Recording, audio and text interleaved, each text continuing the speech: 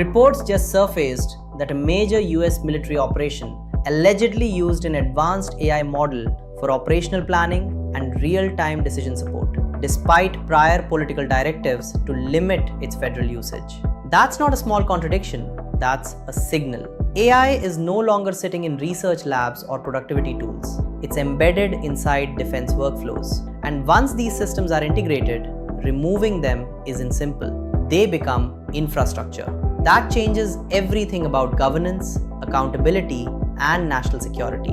Now here's where it gets even more interesting.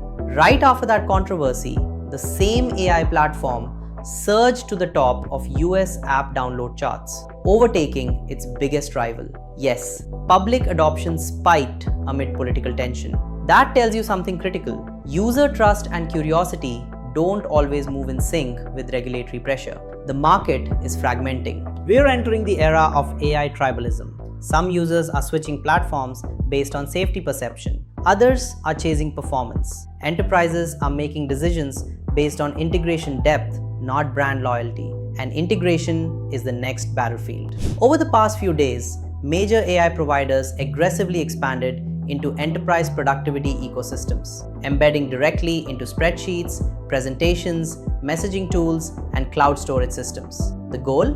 Become the default intelligence layer inside daily work. This isn't about chat anymore. This is about workflow control. If your AI sits inside Excel, analyzes your dashboards, drafts your strategy decks, and summarizes your Slack threads, it becomes your operating system for thinking.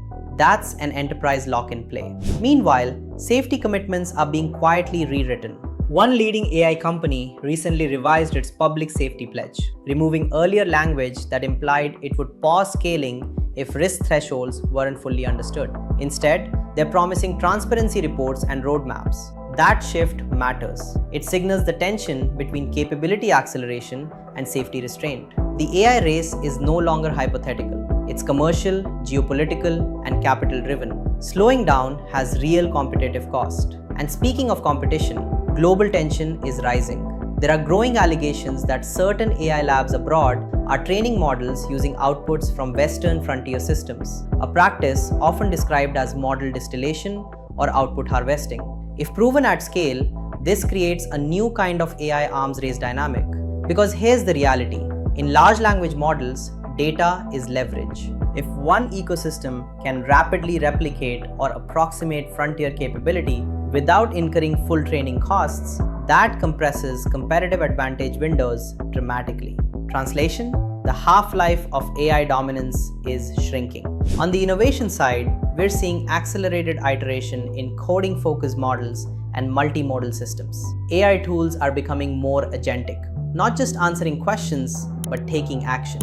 Writing code, debugging pipelines, executing tasks across tools. We're moving from AI as assistant to AI as operator.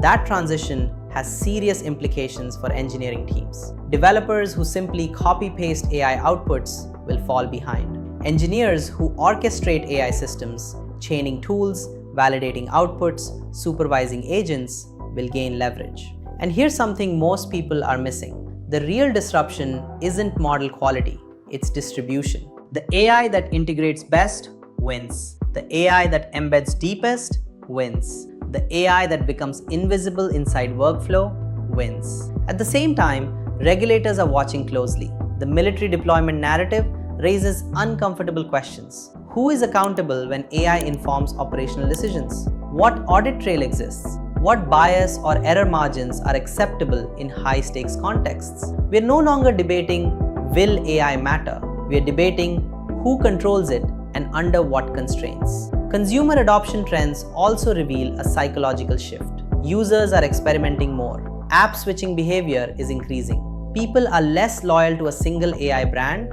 and more focused on utility, privacy posture, and alignment with their values. This volatility is healthy, but it also makes the competitive landscape brutal. Capital continues flowing into AI infrastructure, model training, and enterprise deployment. But margins will compress as more players enter the space and replication becomes easier. That's not incremental change, that's structural acceleration. AI is no longer a feature, it's an axis of power. Economic power, strategic power, cognitive power. And here's the bottom line.